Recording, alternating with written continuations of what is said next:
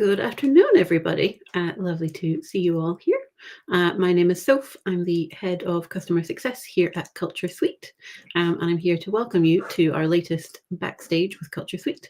And here we're going to talk of some practical insights on how to improve your email delivery, understanding things like DMARC, DKIM, SPF, and a bit of DNS. As well as sharing some best practice. I'll be here if you have any questions. I'll be helping you ask them. But for the main event, the presentation will be done by Koen. So if everyone wants to welcome Koen to the stage. Hello. You excited, Koen? Thanks, Soph. Hello, everyone. I'm looking forward to making this slightly technical and possibly scary. So Soph is here to answer questions and also pick up the pieces in the chat, and then we can address it.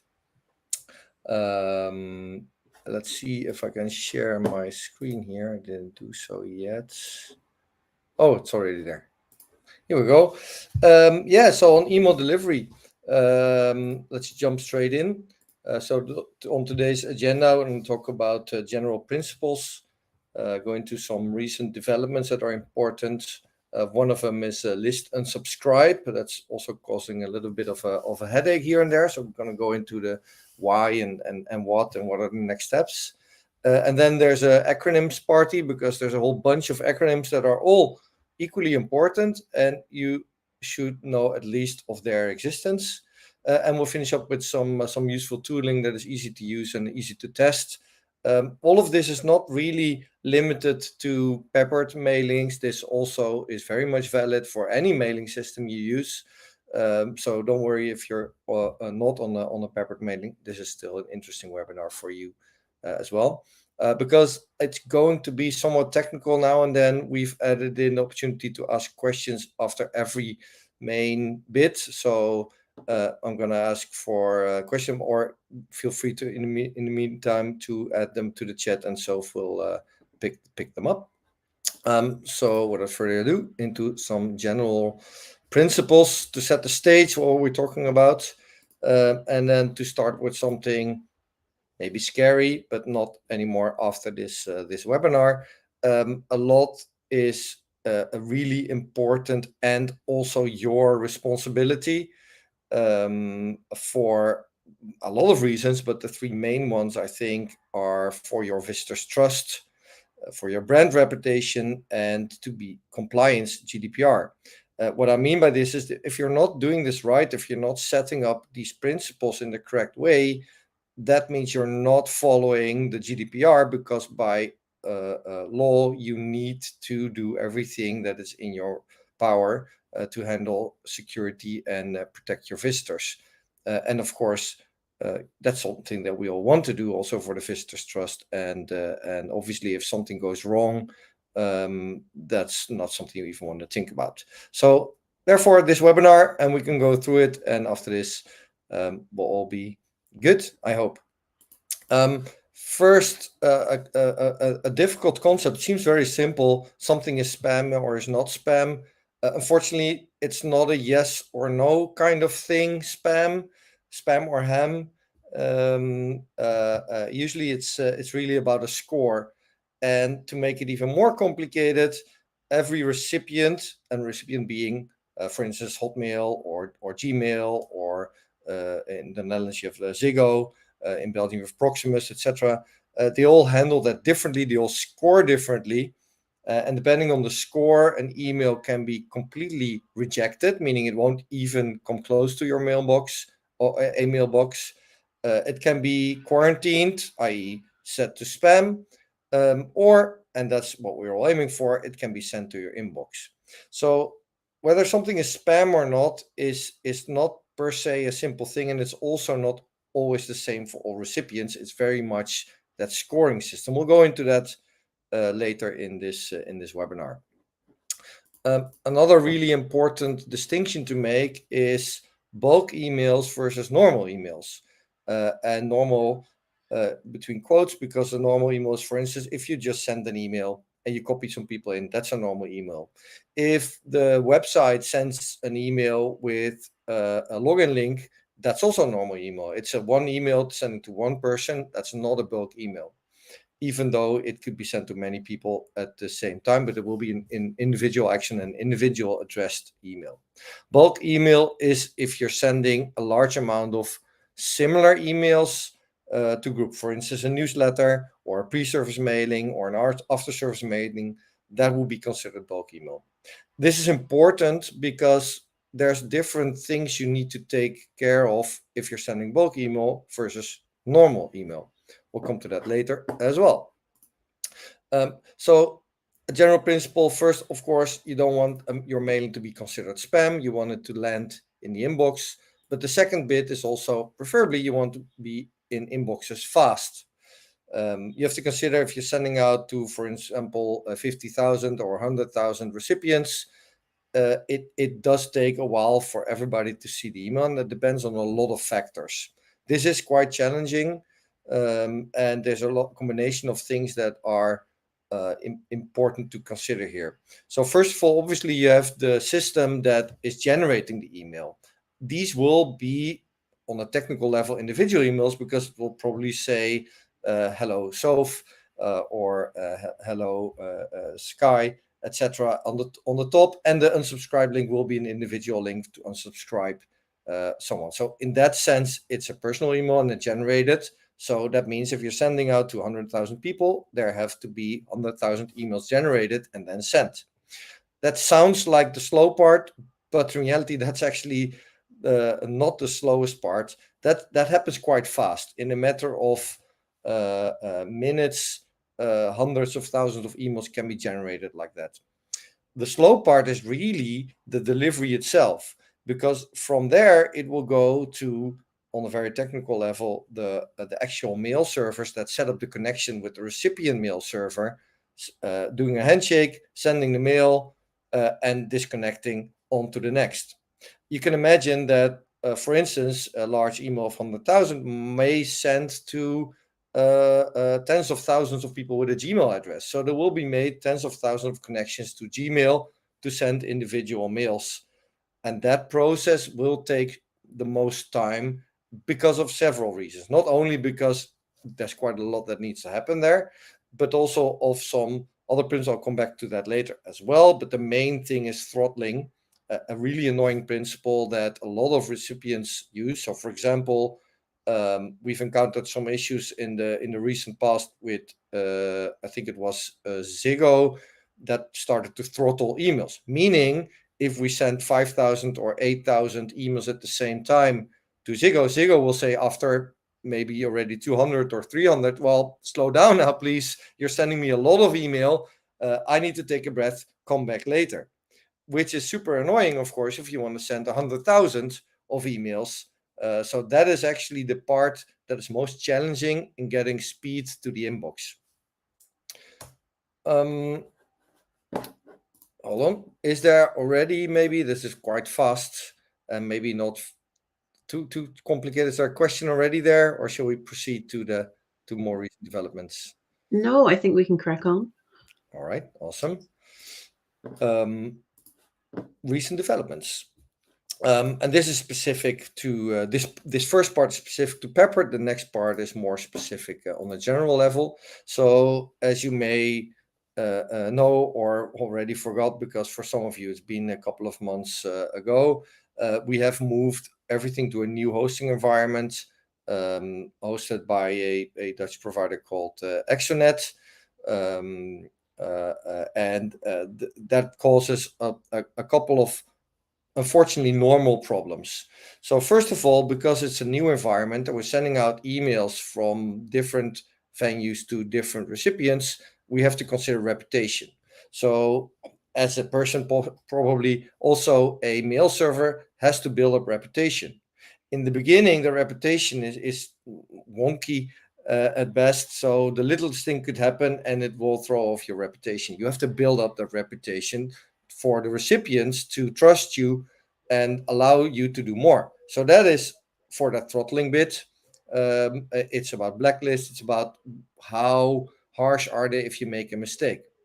Unfortunately, and there's blacklist here on the bottom, we as a group did make some mistakes. One of the reasons to give also this webinar, to give you more insights on how to prevent those mistakes where we were flagged as sending spam because some of the venues did not follow all of the new or all the regulations. So that obviously is something nobody wants, and nobody does that on purpose. Luckily, because we have quite a because we limit our service to only send mails from our clients, obviously, which are all cultural venues, so relatively safe, but still the reputation has to be built up. So that's an important factor that we are doing as we speak. There's unfortunately not much you can do to speed it up. It's not that you can contact the Gmail or Hotmail or Ziggo and ask them to put you on the whitelist. There's no such things as whitelist on spam, and there shouldn't be. But reputation is a thing we're building up. There's something else we're looking into doing with Extranet that's more of a far future plan. And it feels like cheating a little bit, is basically using not one but many senders to send out emails. So instead of using one sender for bulk emails, we have a separate process for important emails and bulk emails.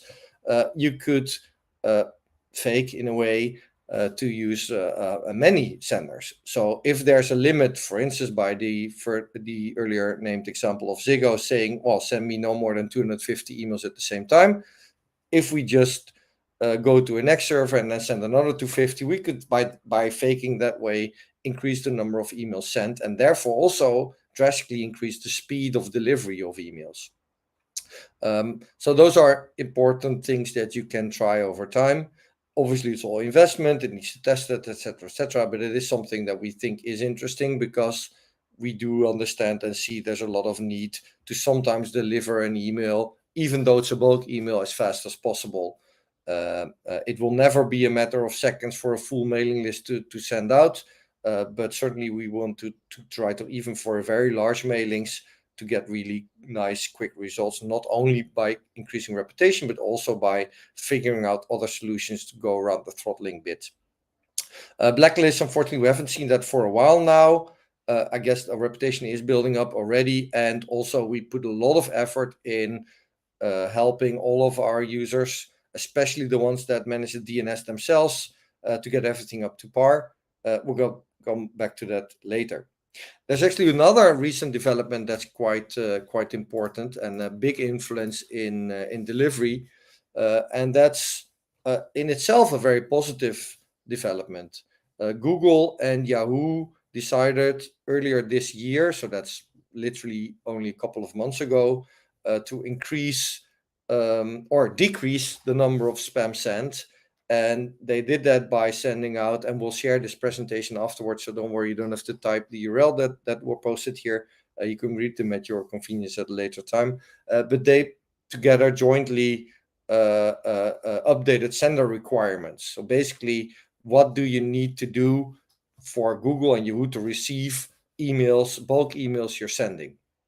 And we can make that really complicated webinar in itself, but if it boils down to three relatively simple things, which you will not be experts in by the end of this webinar. First of them is authenticate emails. Basically, make sure that all of the bulk emails we send out are authenticated by SPF, DKIM, and DMARC. We'll come back to those at the acronym party, what they mean exactly, why they're important, and why you need to set them up, not only for your bulk emails actually, but for all of your emails. And this is something that most of you have not yet fully done. Thinking back to the very first slide, you kind of have the obligation to do so if you want to make sure you protect your brand, you protect your visitors, and you follow GDPR. But don't worry, we'll go into how to do that at the later in the webinar.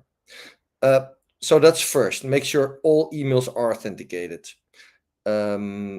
Second point, you have to allow for easy unsubscription. So assuming you send out a mail legitimately according to GDPR, etc., but somebody wants to unsubscribe, you have to allow super easy unsubscription. And super easy does not mean offer a nice web page with tick boxes that you can send a button, or offer an easy, understandable process. No, because there were so many problems with it, Google and Yahoo have basically chosen a method called list and subscribe. There's a whole chapter devoted to that bit, and it's got a lot of questions to our support as well. But that's the one they are now enforcing, basically saying you have to offer list and subscribe or we will reject your emails. That's as harsh as it sounds. Third of them, and that seems like an obvious one, but there's still a lot of things we can do there, is ensure you're sending wanted email. What happens apart from blacklist and the spam ratings I mentioned before, another thing that has more to do with the reputation of mail servers, but also of your domain, is make sure of the emails you send, as little as possible are marked as abuse or spam by recipients. So if you send out a mail of, let's say, make a simple example of 100 mails, and out of those 105 people hit spam, you're in trouble, because that's too big of a percentage that has been seen as unwanted email. Maybe you're following GDPR, maybe these people have given their opt-in in the past, maybe you're doing everything right on a technical level, etc., etc. But just the fact that people consider it unwanted means it's unwanted, and there's a threshold you don't want to go over. So this is becoming increasingly important to make sure you're only sending wanted email. Well, what is the advice and what can you do? First of all, make sure you segment what you send out. So obviously only send out mails to opt-ins. There has to be not only for GDPR, but also to make sure that people actually want to receive your email. So use segmentation, make it personal, but also make sure that the process for subscribing and unsubscribing is easy. As an example for this, some of you have set up pre and after service mails without offering an opt-in or opt-out possibility for that.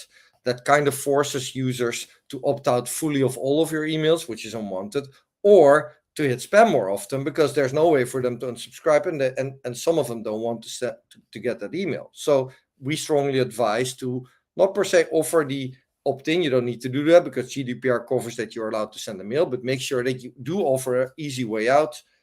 So do offer that opt-in, opt-out setting on a communication preferences page you offer to your visitors. To just main reason to make sure that all the mails you send out are actually wanted by the recipients. So this is a really big new development. The positive is it will be a big help in reducing spam on the internet, and Google and Yahoo are not the smallest players here. It's not that the others are not doing anything, they're doing their own things, but the fact that they combine their power, which they have, and enforce these things will give a big bump to the use of especially DKIM and DMARC, but also to the listen and subscribe. Do we have some questions on that, perhaps? We don't have any questions yet. So hopefully you're being super clear, Koen. I think you can crack on. Then we can start making it more complicated. That's awesome. So as mentioned before, Google and Yahoo have now enforced that you have to allow easy unsubscribe possibility. And easy unsubscribe, like I said before, it's not good enough to offer a link in your email that people go to a page where they can easily unsubscribe. Not if that isn't, they don't have to do anything. So if you offer a link on the bottom of your email or somewhere else, people click unsubscribe, the page will say, oh, you're now unsubscribed. That's not good enough. And that sounds awful. And in a way it is, because it does give us quite some headaches. We'll go into that a little bit later. But what they do enforce is list and subscribe. And list and subscribe makes sure that the email client, so some of you use Outlook, myself, I use Gmail, offers an unsubscribe link extra in the email. So if I go, I took a screenshot of how that looks for me. I took a random mailing from Isola Theater in this example. And because there's a list and subscribe available, what you see here is next to Isola Theater, it says unsubscribe. That's not part of the mail itself. That's actually Gmail understanding the list unsubscribe that was added in and offering that unsubscribe button.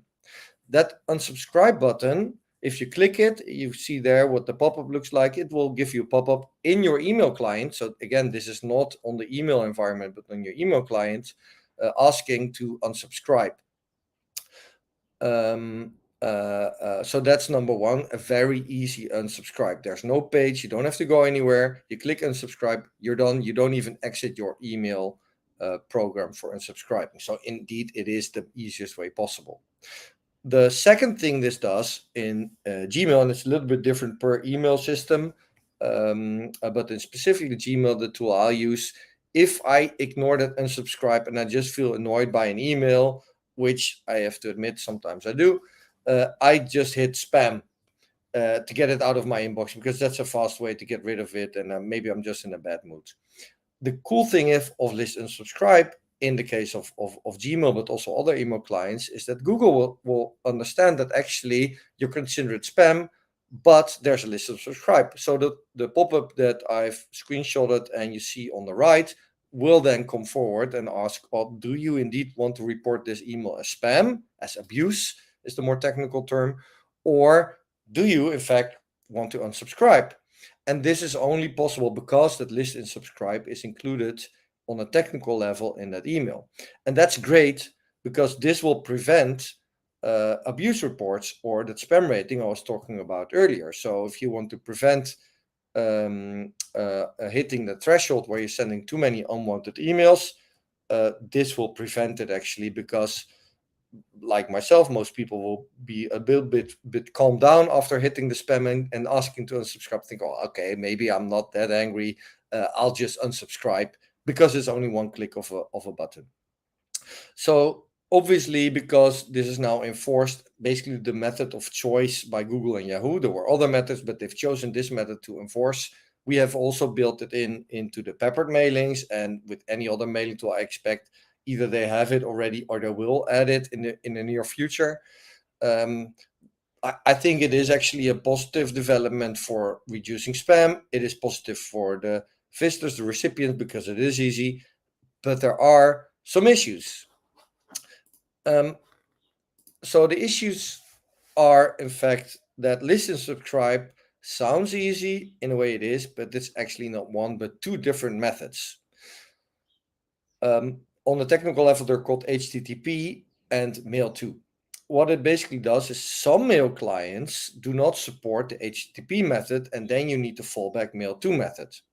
HTTP means the email client, in my personal example, Gmail, will send an active signal over HTTP to the mail sender. So in the case of Peppered, it will be a signal from the email client to Peppered saying, this person wants to unsubscribe. Make sure you process this, and the person is unsubscribed. That's the ideal version. There has to be a fallback, however, because some email clients do not support that version, and some email clients fall back to the Mail-to. And the Mail-to is nothing more than you kind of expect based on the name. It will send an email. And this has been really annoying if you get a lot of unsubscribes, basically. We've had a lot of questions also in support coming in from, hey, the unsubscribe is broken. I'm getting emails now and I need to do this manually, which unfortunately is half true. Yes, you do need to do it manually for now, but it's not broken. This is actually an added new unsubscribe because of that list unsubscribe forcing. So it does not replace the original unsubscribe. It also does not replace the HTTP auto unsubscribe, so to say, but it is an added possibility that is used by some of the mail clients. So it will occur still that an unsubscribe will happen by an email. Those are not emails sent by the users, as in they didn't type the email and then click send. This happened on automatically.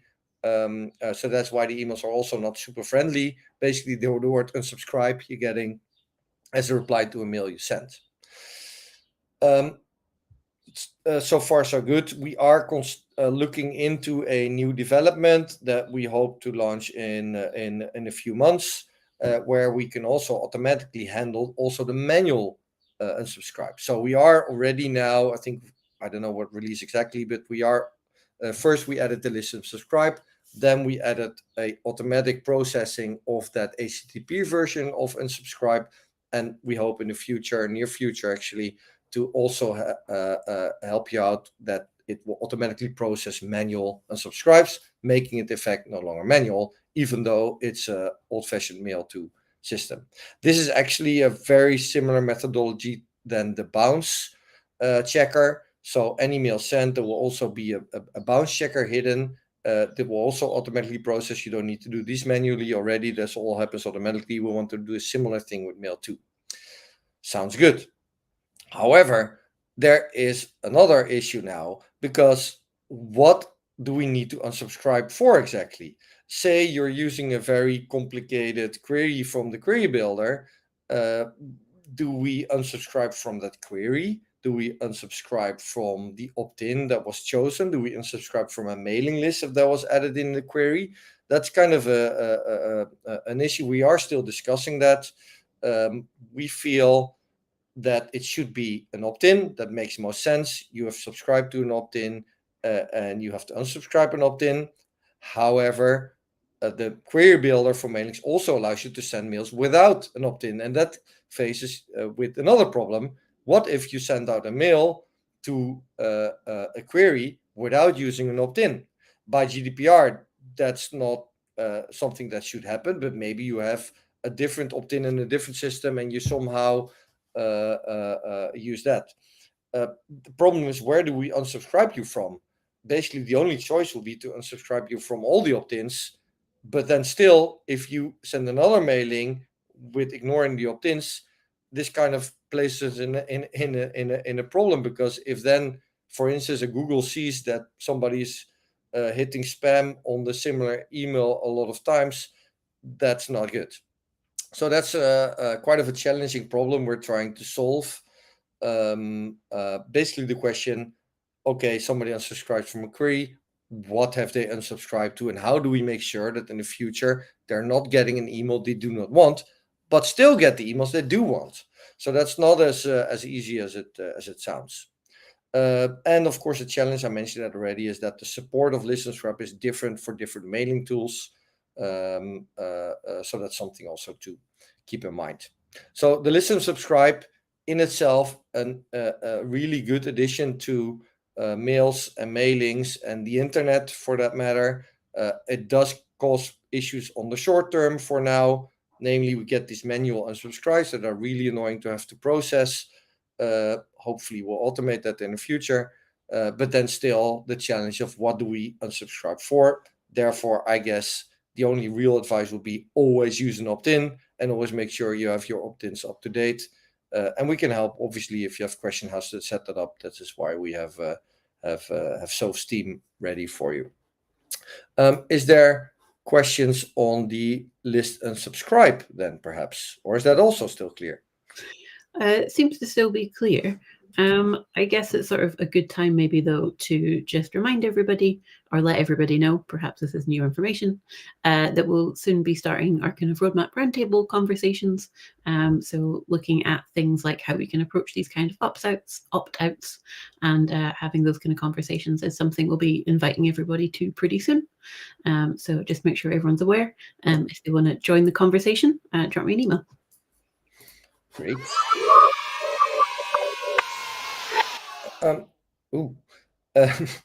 Acronyms party with a nice sound.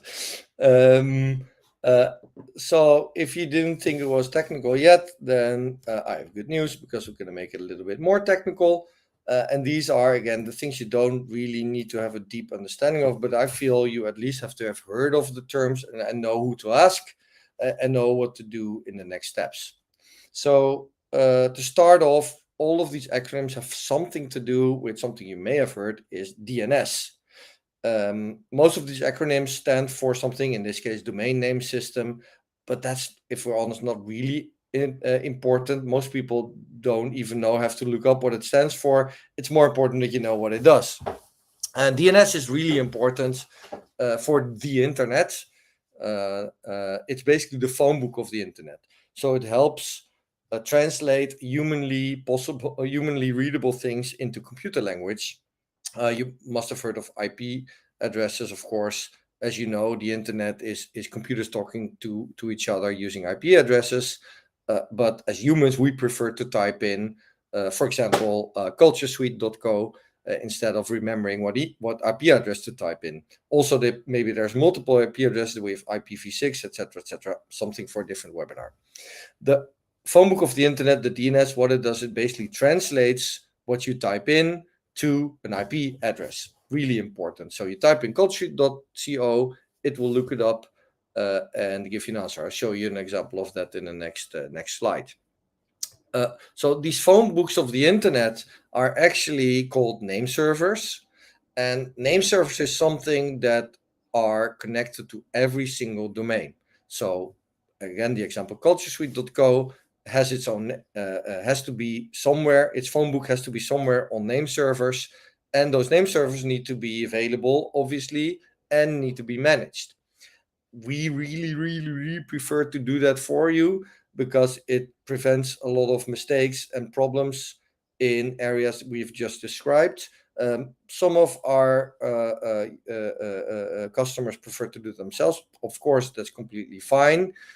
However, that means you are responsible yourself not only for managing it and managing all the settings and making sure you're up to date on security and compliance. It also means availability of the name servers.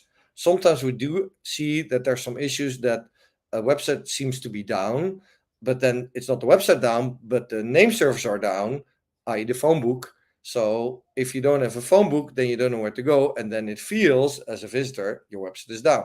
We prefer to have that responsibility. So if your website seems to be down, you can phone us, and it's our problem and not yours anymore. So that's why we kindly ask everybody to let us manage it. It shouldn't be the price. However, if you still decide to manage it yourself, then this is an excellent webinar for you because I'm going to explain you the important parts that you need to be aware of. So this is an example of DNS in action. So what happens if a computer, your laptop, or another server requests an item in that phone book? In this example, I've tried to request, give me the DMARC. We'll come to that later in this chapter. Give me the DMARC for theaterdeveste.nl. So as you see at the top, first step is it looks for dmarc.theaterdeveste.nl at rootservers.net, and that's as root as it sounds. So that's really the top level internet. Basically asking, where does the phone book of theaterdeveste.nl live? Where do the name servers live? Where's the DNS? So root server says, well, I don't know exactly, but that looks like a .nl at the end, so you should ask dns.nl. Then the computer does the same thing. It asks, okay, hello dns.nl. We see that happening here. That first answer took 11 milliseconds, so relatively fast. Second answer from dns.nl was even faster, 6 milliseconds. It said, well, theaterdeveste.nl, do you know dns.nl? dns.nl says, yeah, I know theaterdeveste.nl. It is registered, and I know who's hosting the phone book. That's, in this example, it's Exonet. So you have to ask ns2.exonet.nl, as you see.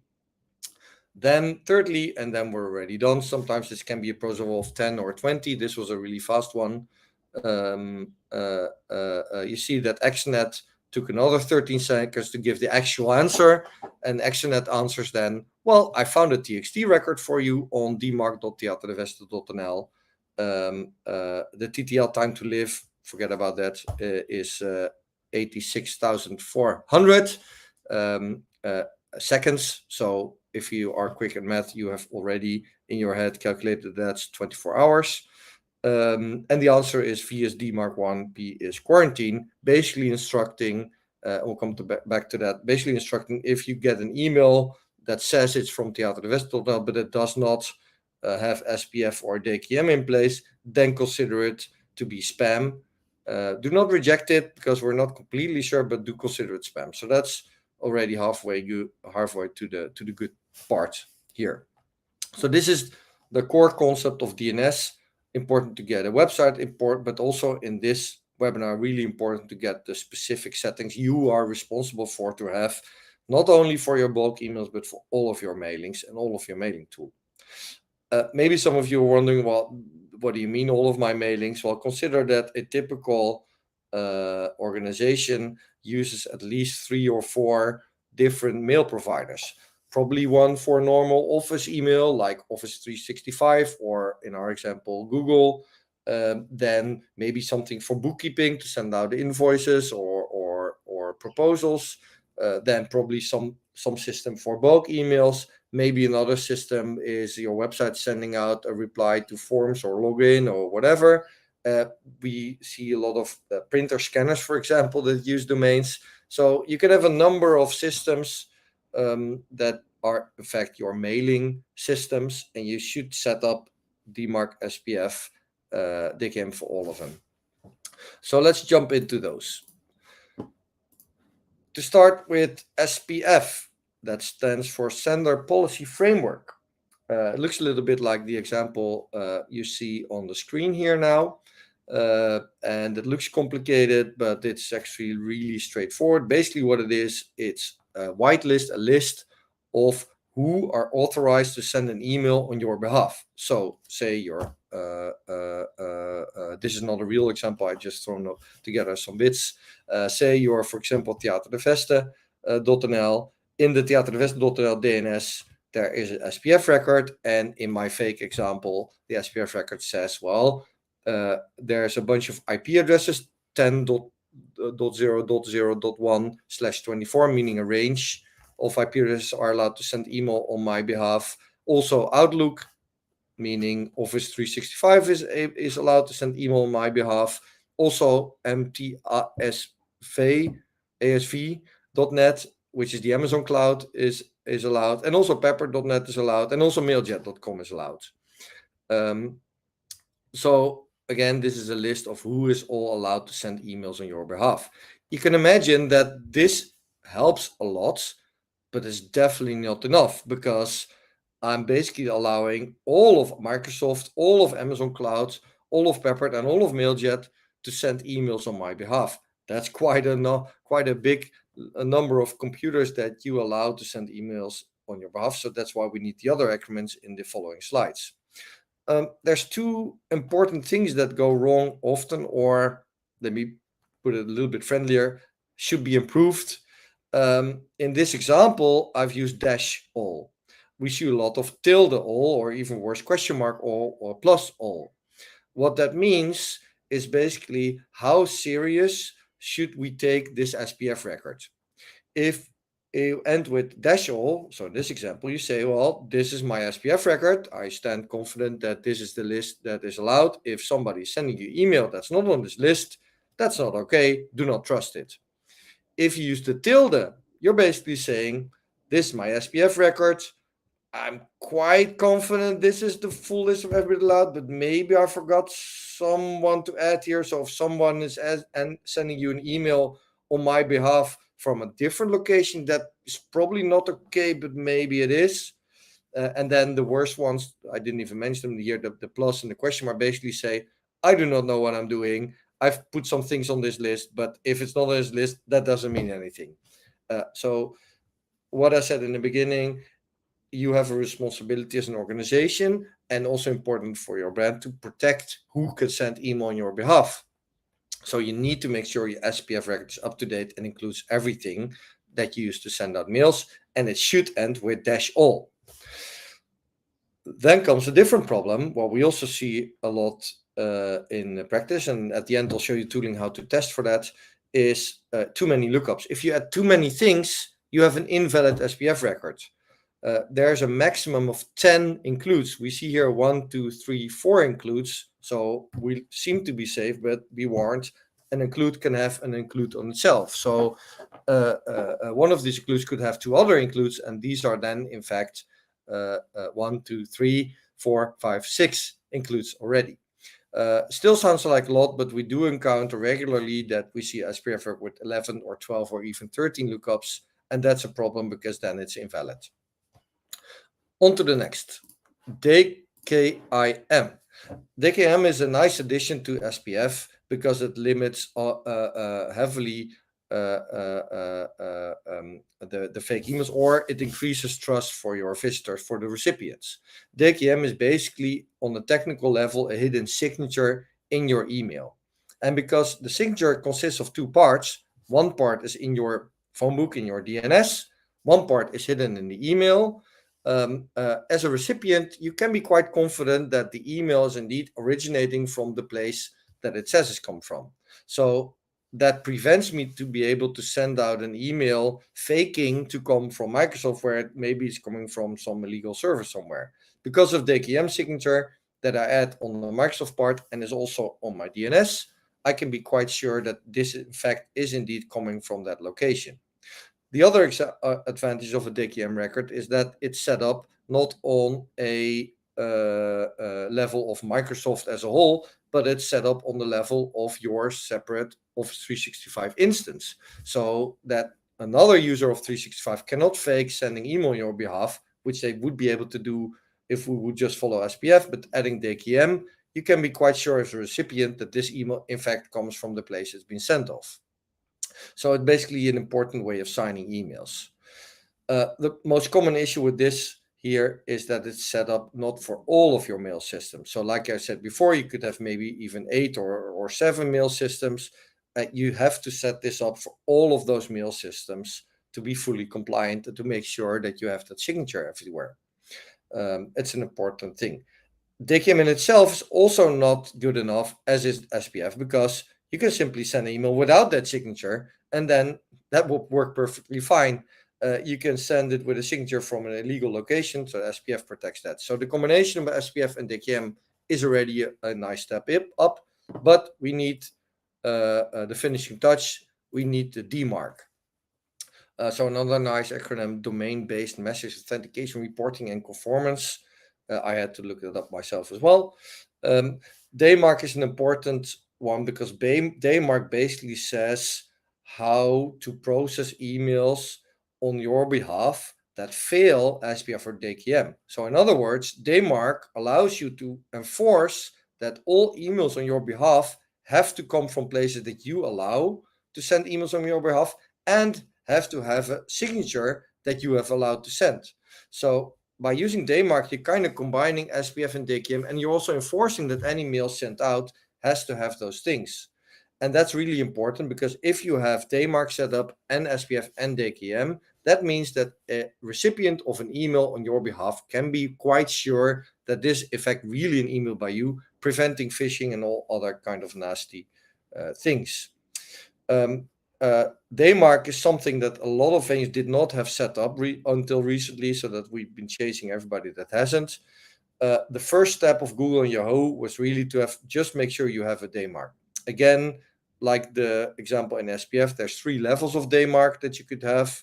One is policy none, basically saying, hey, I have a DMARC record. My DMARC policy is I have no policy, which is the level that's now required by Google and Yahoo. So it's basically preparing you for the next steps, because you should make sure you can upgrade that soon to quarantine, saying if somebody sends you an email on my behalf, doesn't follow SPF or DKIM, then put it in your spam folder. But the best one is obviously reject, saying as a mail server, do not even accept an email that is saying it comes from me but doesn't have a signature and isn't on my SPF list. So the problem for most organizations today is that most or all of the peppered ones now, we have made sure of that, have a DMARC record in place, but a lot have it set to policy none, which is, if we're honest, not good enough for GDPR and some other compliance reasons. Everybody should make an effort to upgrade it to at least quarantine, or ideally to the level of reject. That sounds easy, and it sounds like just a setting, and you may ask, why not just add that setting for everyone? The problem is, as soon as we would add that setting of quarantine or reject, and you're sending out emails without a DKIM in place, it will be rejected. So, for example, if you have Office 365 or Google for your mailings, but you did not set up DKIM yet for that, we set the DMARC, then all of your normal emails will be considered a spam by many recipients, because you're not compliant to the DMARC policy you've been given. So you have to make sure you set up SPF and DKIM for all of your mail clients. You have to test that, make sure you got everything. Then you can upgrade to quarantine or reject. That's still not as easily said as done, because sometimes you just don't know, or you forgot about something. That is very normal. That's why usually setting up DMARC is a process of several weeks.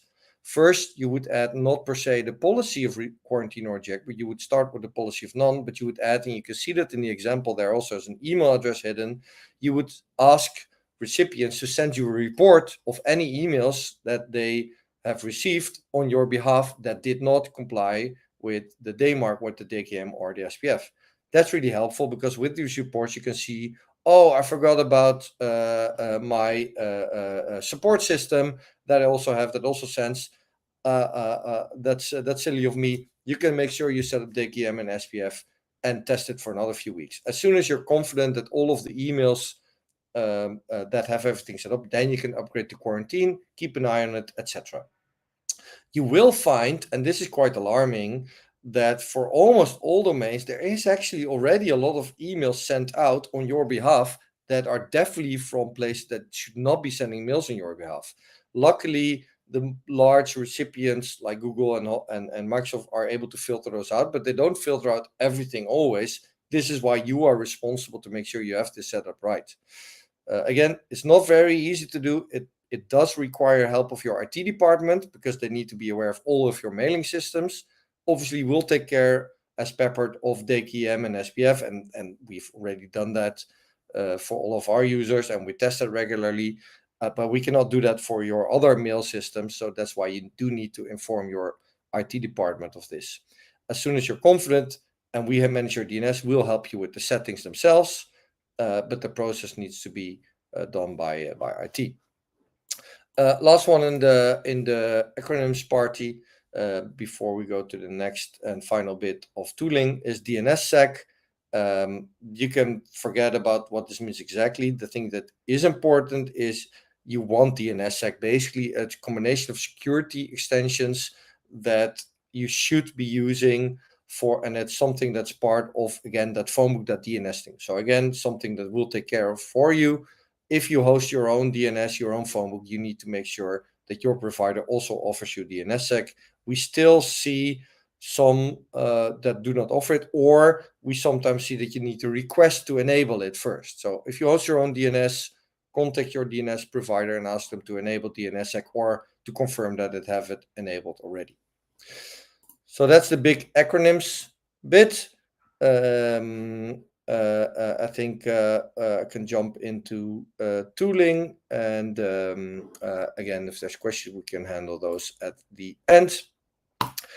First tool that I personally really love, because first of all, it's completely free to use. If you don't use it a lot, if you use it a lot, you have to pay for it, but that's fair. It is mailtester.com. So remember this one, and you can use this not only for your bulk emails, but also for normal emails, just to test, did I set up my Office 365 right, or did I set up my Google right, or my MailJet, or etc. It works really simple. You go to the website, looks like this. It will give you a test email address. Copy that, send an email to that address, and click the button, check your score, and then you'll see something like this. I tested it for you with my Google setup. As you see, we get the score I mentioned in the beginning, as set by MailTester. I got a 7.9 out of 10. For Google, I guess that's good enough.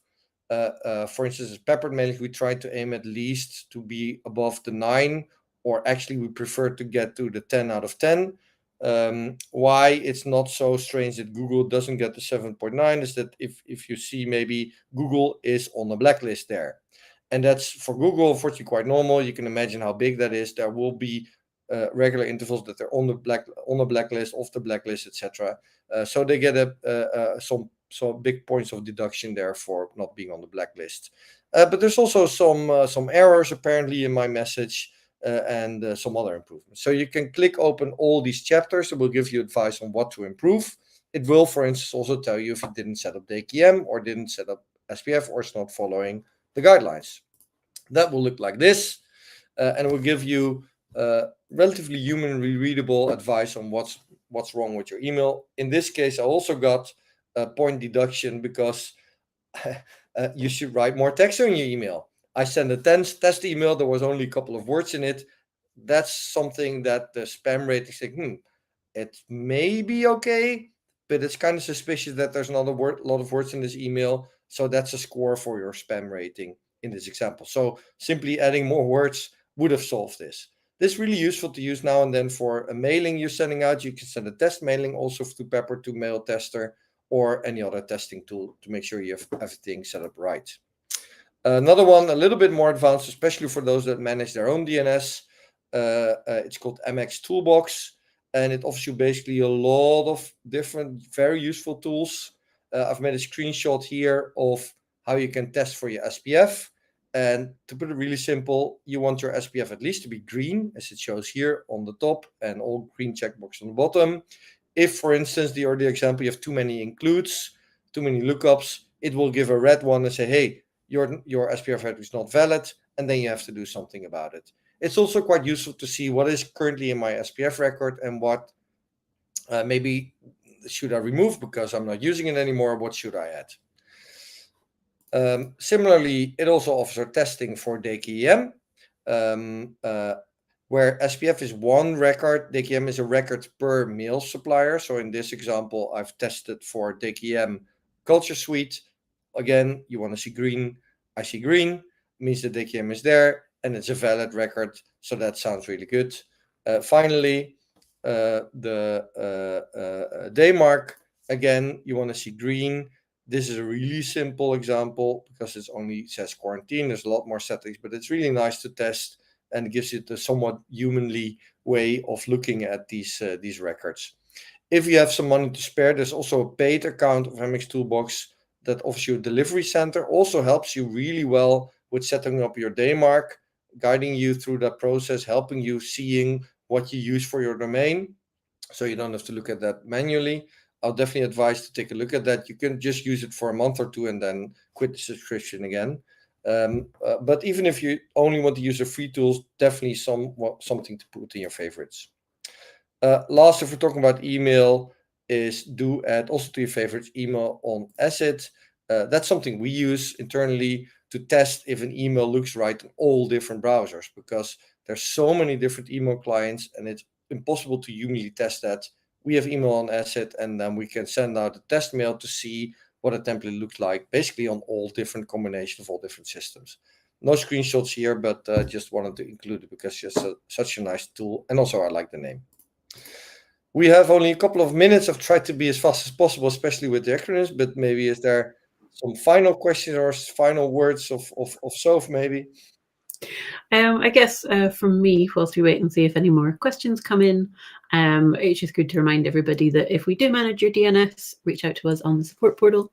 If we don't manage your DNS and Kuhn has scared you off, we can happily take over your DNS and point you in the right direction for getting your DMARC fully and thoroughly set up. But yeah, I don't see any more questions coming in.